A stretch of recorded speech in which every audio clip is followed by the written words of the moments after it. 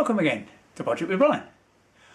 I'm going to show you one of my Christmas toys today, the Bat-Lite. You've seen these advertised, now you've got someone who can tell you a little bit more about them. There's the box with the original, here's one I might have made earlier, but in actual fact bought earlier. And it will do a full day's work. It's battery powered, of course. Says it does 10 hours on the box. It definitely does. It's got several modes. It will switch on like a single torch.